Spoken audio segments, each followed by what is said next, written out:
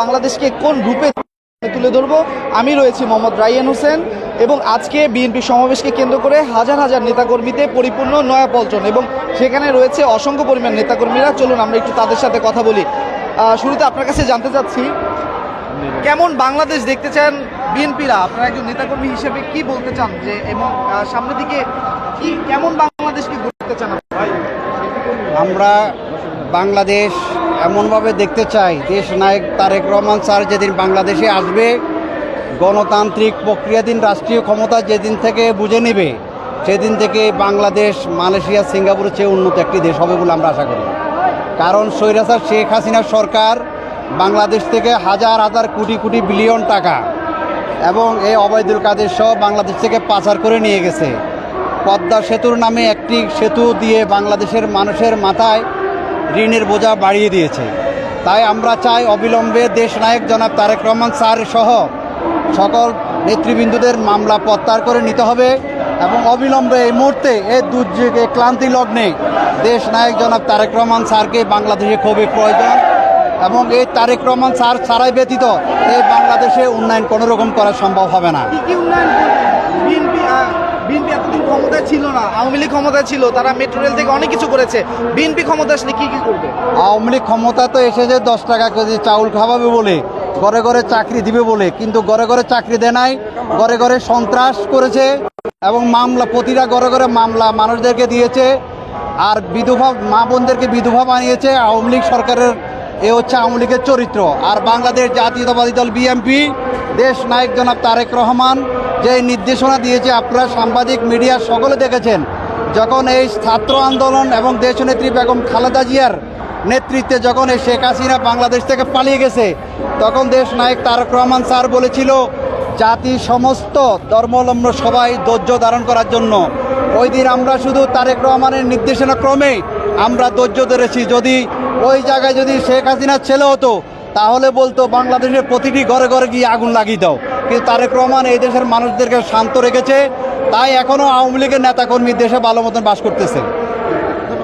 আপনার কাছে জানতে চাচ্ছি, আপনি কেমন বাংলাদেশ দেখতে চান বিএনপির একজন নেতা বা কর্মী হিসেবে? অ্যাকচুয়ালি আমাদের দেশ নায়ক তারেক রহমান দেশে একটা শান্তির বার্তা পৌঁছে দিয়েছেন।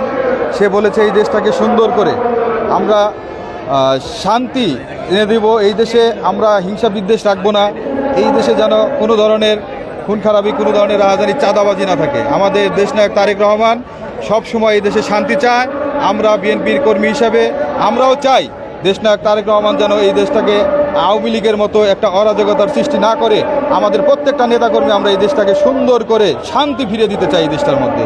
সেখানে থাকবে না কোনো চাঁদাবাজি, রাহাজানি, ঘুষ, দুর্নীতি এবং কি প্রত্যেকটা ক্ষেত্রে যেন উন্নয়ন সম্ভব হয়, সেই ব্যবস্থায় আমাদের দেশ নায়ক তারেক রহমান নেবে আগামীতে। আওয়ামী লীগের সময় কি কি নির্যাতনের শিকার হয়েছিলেন আপনারা বিএনপির নেতাকর্মী? আমাদের বিএনপির নেতাকর্মীদের খুন, গুম এবং মামলা হামলা এবং ফ্যাসিস্ট সরকার অনেক কিছু করার চেষ্টা করেছে, আমাদের দলকে নির্মম করার চেষ্টা করেছে। তো আমরা আমাদের বাংলাদেশ জাতীয়তাবাদী নাগরিক প্রজন্ম দলের পক্ষ থেকে আমাদের নেতাকে বলবো, দেশ নায়ক তারেক রহমানকে, যে আমরা বাংলাদেশে শান্তিপূর্ণভাবে থাকতে চাই এবং শান্তিপূর্ণভাবে আমরা রাজনীতি করতে চাই এবং সেই সুযোগ সুবিধা আমরা যেমন জনগণ হয়ে এবং থাকতে পারি এবং বাংলাদেশে পরিবার নিয়ে বাস করতে পারি, করতে পারে, সেটাই চাইবো আমরা।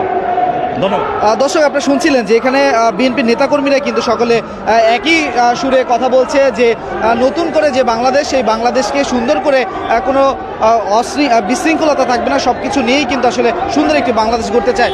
নারী হিসাবে আসলে আপনি কেমন বাংলাদেশ চাচ্ছেন? আমি নারী হিসাবে আমি একটাই চাবো, সেটা হলো পুরো বাংলাদেশের যে আতঙ্কে ছিল, একটা গণতন্ত্রের একটা আবদ্ধ হয়েছিলাম আমরা, গণতন্ত্রের ঠিক মতো একটা কথা বলতে পারি নাই। সবচেয়ে বড়ই আমাদের যে আমরা স্বাধীন দেশের স্বাধীন নাগরিক হিসাবে আমরা সেটা চলতে পারি নাই। সুতরাং আমরা একটাই দাবি যে আমরা নারী হিসাবে যে আমরা স্বাধীনভাবে চলতে পারি, আমরা বাকরুদ্ধ হয়ে স্বৈরাচারের কোনো দ্বাদস্থ না হই, এটাই আমাদের চাওয়া। শেখ হাসিনার আমলে আপনি কেন আসলে পারেন না, কি সমস্যার সম্মুখীন হয়েছেন? আমরা সবচেয়ে প্রত্যেকটা ক্ষেত্রেই আমরা ছিলাম, মানে কথা বলতে পারি নাই, চলতে পারি নাই, স্বাধীনতা ছিল না আমাদের। নারীর কি অধিকার হরণ হচ্ছে? নারীর সবচেয়ে বড় হরণ যেটা হয়েছে সেটা আমরা তো কথাই তো বলতে পারি না, কোনো উচ্চারণই তো করতে পারি না। আমরা যে নারী নারীরা যে একটা উদ্যোগ নিব, সেই উদ্যোগটা আমরা ঠিক মতো করতে পারি না। সে তো নারী ছিল, সে তো বলেছে যে নারীদের জন্য। না, সে নারী হলে নারীর নামে কলঙ্ক ছিল উনি একজন, সে নারী, সে অধিকার করছে, আমাদের হরণ করেছে। সে তো বলছে টুপ করে বাংলাদেশে চলে আসবে, এ ব্যাপারে কি বলবো? চুপ করে এটা সম্ভব না, আমরা কোনোদিন এটা হতে দিব না। আমরা আরো রুখে দাঁড়াবো যে উনি জানি বাংলাদেশে না আসতে পারে অন্তত। আর আসলে ফাঁসি। আসলেই তো ফাঁসি কেন, এর যে কয়বার যে ফাঁসি হবে এটা আমরা বলতে পারি না। এটা এই বিচারটা আমরা জনগণেই করব। দর্শক, আপনারা দেখছিলেন যে সাধারণ মানুষ থেকে শুরু করে যারা বিএনপির নেতাকর্মীরা যারা রয়েছেন তারা কিন্তু আসলে এই বিষয়গুলো যে বিষয়গুলো বলছে তারা সেগুলো আমরা দৈনিক দেশটির মাধ্যমে আপনাদের মাঝে তুলে ধরছি। দর্শক, এরকম শত শত হাজার হাজার নেতাকর্মীতে পরিপূর্ণ কিন্তু এই পুরো প্রেস ক্লাব। একদিকে হচ্ছে প্রেস ক্লাব, অন্যদিকে মতিঝিল এবং পরিপূর্ণ কানায় কানায় পরিপূর্ণ হয়ে আছে আজকের এই বিএনপির কেন্দ্রীয় কার্যালয়ের সামনে নয়াপল্টন এবং সব জায়গাগুলোতে কিন্তু আপনারা দেখতে পাচ্ছেন যে এইভাবে নেতাকর্মীরা বর্তমানে অবস্থান করছে এবং তাদের যে সমাবেশ সেটি কিন্তু আসলে চলছে। আমরা কিন্তু সরাসরি আপনাকে যুক্ত করেছি বিএনপির কেন্দ্রীয় কার্যালয়ের সামনে রয়েছেন এবং সেখানে যে সমাবেশ চলছে সেই বিষয়গুলো কিন্তু আপনারা দেখতে পাচ্ছেন এবং আমরাও কিন্তু সেই চিত্রগুলো দৈনিক দেশটির মাধ্যমে আপনাদের মাঝে তুলে দেওয়ার চেষ্টা করছি। তো দর্শক, এই ছিল আমার কাছে নয়াপল্টন থেকে বিএনপির নেতাকর্মীরা আসলে কিভাবে দেখছে নতুন বাংলাদেশকে, সেই চিত্র এতক্ষণ তুলে ধরেছিলাম। দর্শক, এতক্ষণ আপনাদের সাথে ছিলাম আমি মোহাম্মদ রায়হান হোসেন, আপনারা দেখছিলেন দৈনিক ডেস্টিনি।